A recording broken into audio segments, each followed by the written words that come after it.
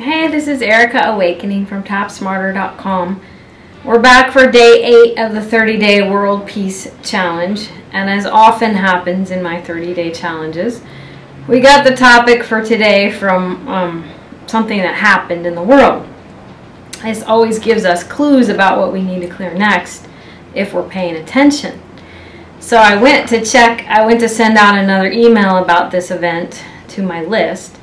And I went into the email newsletter service and I noticed that I had a lower open rate on the World Peace email than I normally do on my emails. You know, I write a lot about sex and other topics like that, and of course the belief that popped right into my mind is people don't care.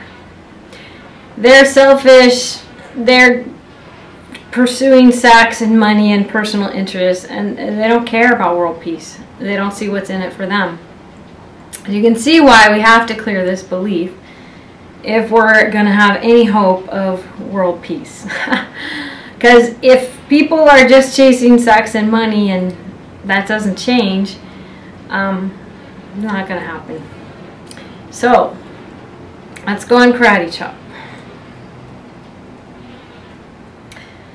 Even though I feel kind of sad,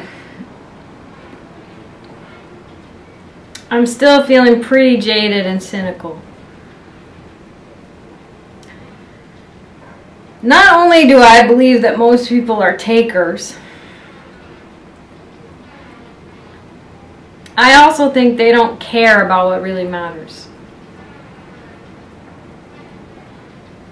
They don't care about world peace. They're selfish, they're unconscious. The only way I can reach them is to talk about sex and money. Seductive topics like charisma. World peace just falls flat. Nobody cares. And as long as I'm seeing the world this way, we're not going to make much progress. I love and accept myself anyway. Even though I feel really sad and frustrated, because people do not understand that they can't keep chasing their personal interests. They have got to start seeing that the only way they're going to get what they want is to start thinking about the bigger picture. I don't think they want to wake up. This is a very painful belief. I feel very isolated and sad when I have the belief that I'm alone in wanting to heal a world. Other people don't care about it. They're hypnotized by cable TV. They're hypnotized by their addictions. They're hypnotized by money and sex. And they really don't see the only way they're going to have infinite abundance and truly joyful sex is by connecting their needs to the needs of the whole, to serve the highest good of everyone. I'm so jaded and cynical about this. It makes me really sad. I have a really dismal view of people. I would rather hang out with cats. I see people as so unconscious. And part of me does not want to let go of my jaded, limiting beliefs about people. If I keep thinking of them this way, I can have spiritual ego, where I think I'm so much more advanced than everybody else. So much more awakened than everybody else. Doesn't really make me happy. But my ego loves believing I'm special in this way. I've built a whole identity around my specialness. If other people suddenly woke up and cared about world peace as much as they do about money and sex and all their other addictions, it would threaten my sense of specialness. I'd be losing my ego identity. So part of me is very invested in continuing to believe that these people just aren't ready for what I teach. They're not ready to go to the next level. They're not ready to care about other people's interests equally as they do their own. They're not ready to wake up from the hypnosis of television and drugs to see their real identity and embrace their true power. These are very lonely beliefs, and they're probably not serving me anymore. I wonder if I could let go of this dismal view of other people. What if they do care about world peace as much as they care about sex and money? I don't really think so. I've seen a lot of evidence my whole life that people only care about their personal interests. And that has frequently included me.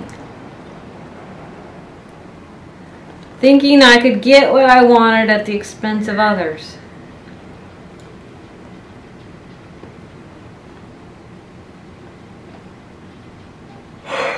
Thinking that life was a competition for a limited amount of attention, a limited amount of prestige.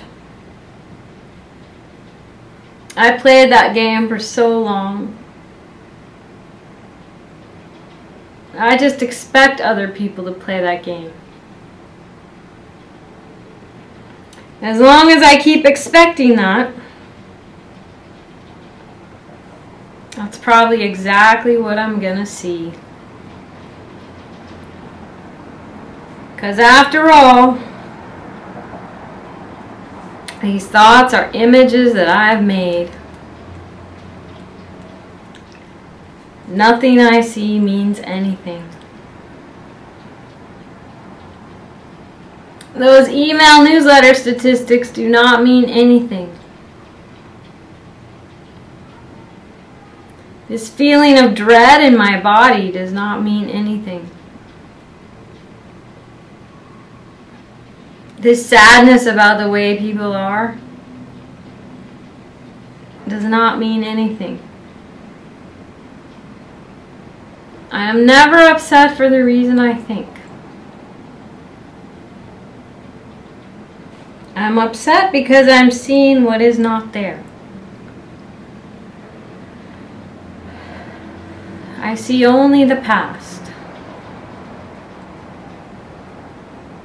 My mind is preoccupied with past thoughts. I see nothing as it is now. My attack thoughts are attacking my invulnerability. I can escape from the world I see, where people just don't care about world peace and aren't willing to make the commitment necessary to achieve world peace. I can escape from the world I see by giving up attack thoughts. I am determined to see. I am determined to see things differently. What I see is a form of vengeance.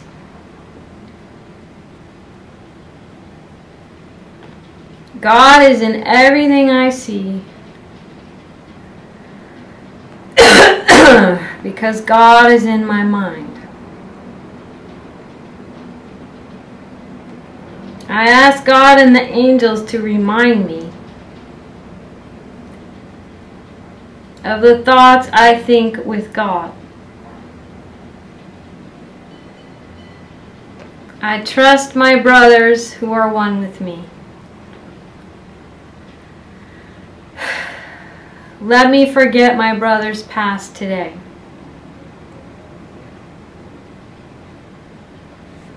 Let me forget my past today. Alright, let's get some Course in Miracles going here. We were actually just doing Course in Miracles, but those are all ones I've memorized. So, let's go back on Karate Chop. Even though I have this dismal view of other people, and really it's just a projection of my dismal view of myself,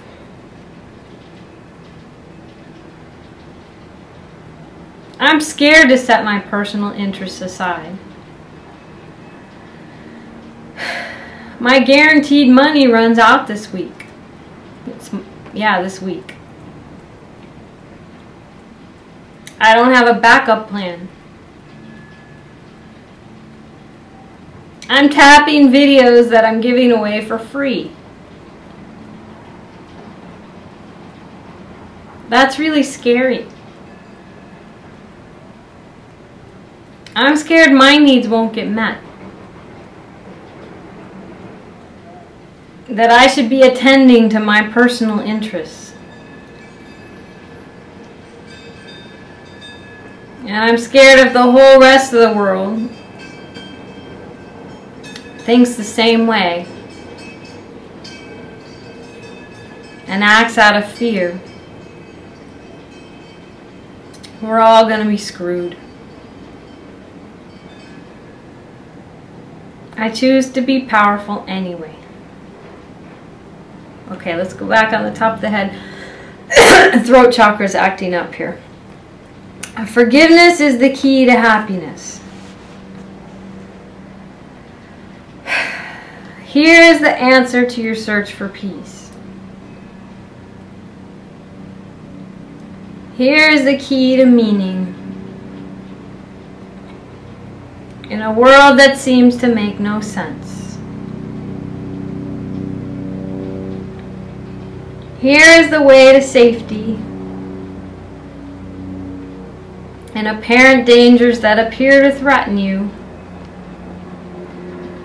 at every turn and bring uncertainty to all your hopes. of ever finding quietness and peace. Here are all questions answered. Here the end of all uncertainty, ensured at last. The unforgiving mind is full of fear and offers love no room to be itself. No place where it can spread its wings in peace and soar above the turmoil of the world. The unforgiving mind is sad, without the hope of respite and release from pain. It suffers and abides in misery, peering about in darkness, seeing not, yet certain of the danger lurking there. Alright, let's go back on karate chop. Nice to take a deep breath in between segments just to make sure you're grounded and present in your body, so you're feeling. There's a lot of fear coming up right now. I think it's around the fear of letting go of personal interests. So, you know, it's a leap of faith to say, okay, yeah, chasing money and sex isn't really satisfying. How about we start focusing on something higher, and there's gotta let go of the fear that your needs aren't going to get met. So it's important to tune into that fear and let it release as we tap. The unforgiving mind is torn with doubt, confused about itself and all it sees, afraid and angry, weak and blustering, afraid to go ahead, afraid to stay, afraid to waken or to go to sleep, afraid of every sound, yet more afraid of stillness. True. Terrified of darkness, yet more terrified at the approach of light. What can the unforgiving mind perceive but its damnation? Okay, on the top of your head. The unforgiving mind sees no mistakes but only sins. It sees a miserable parody of life. It wants to live, yet wishes it were dead. It wants forgiveness, yet it sees no hope. The unforgiving mind is in despair, without the prospect of a future, which can offer anything but more despair. Forgiveness is acquired.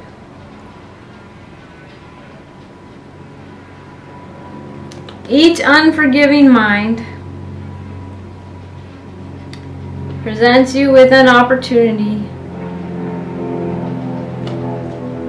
to teach your own how to forgive itself. Each one awaits release from hell through you and turns to you imploringly for heaven here and now. It has no hope, but you become its hope. And as its hope, do you become your own. The unforgiving mind must learn through your forgiveness that it has been saved from hell. And as you teach salvation,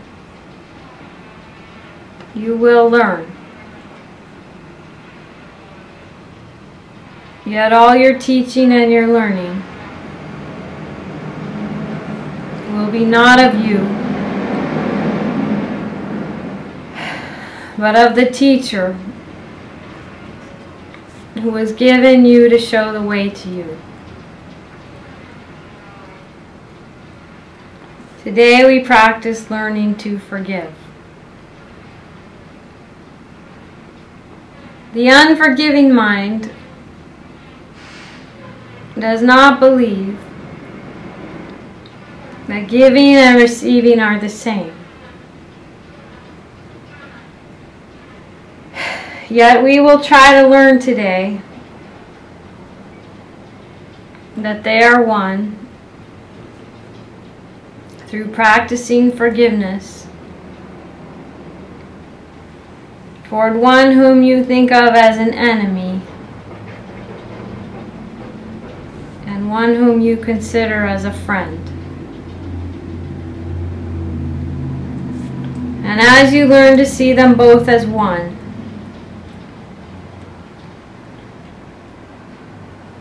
we will extend the lesson to yourself and see that their escape included yours.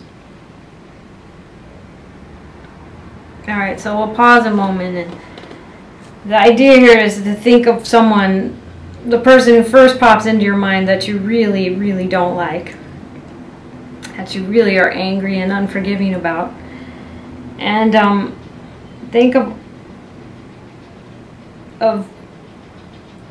what really makes you angry. And now we're going to tap the forgiveness section, okay? So on Karate Chop. Now close your eyes and see this enemy in your mind. And look at him a while. Try to perceive some light in him somewhere. A little gleam which you had never noticed. Try to find some little spark of brightness shining through the ugly picture that you hold of him. Look at this picture till you see a light somewhere within it, on the top of your head. And then try to let this light extend until it covers him.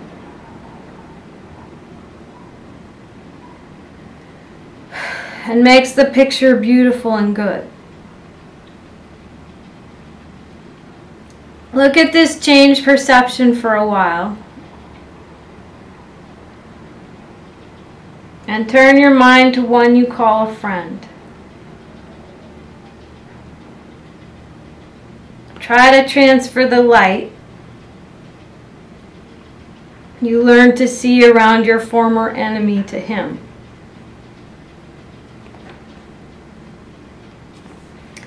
Perceive him now as more than friend to you. For in that light his holiness shows you your Savior, saved and saving, healed and whole. Then let him offer you the light you see in him, and let your enemy and friend unite in blessing you with what you gave. Now are you one with them, and they with you. Now have you been forgiven by yourself? Do not forget the role forgiveness plays in bringing happiness to every unforgiving mind, with yours among them. Every hour tell yourself, forgiveness is the key to happiness. I will awaken from the dream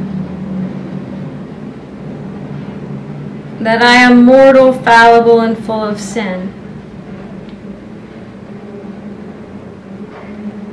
and know I am the perfect Son of God. I am willing to let go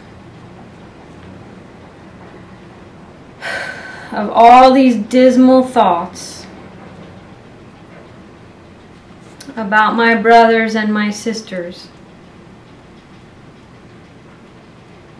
how much they care about world peace, how much they're willing to commit to world peace, how much they're willing to invest in world peace. These thoughts do not mean anything. I am determined to see. I could see peace instead of this. Forgiveness offers everything I want. Alright, take a deep breath. Whew.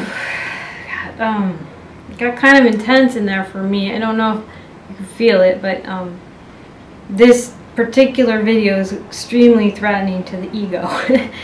So don't be surprised if you have some pretty visceral responses to it, and I would encourage you not to trust any triggering that happens, because it's, you know, the ego likes to rebel against real forgiveness. Alright, so we'll let that integrate and we'll see what's going to come next. Again, if you have questions, ask them at tapsmarter.com/forum. And this is Erika Awakening. I'll see you tomorrow for day 9. Take care.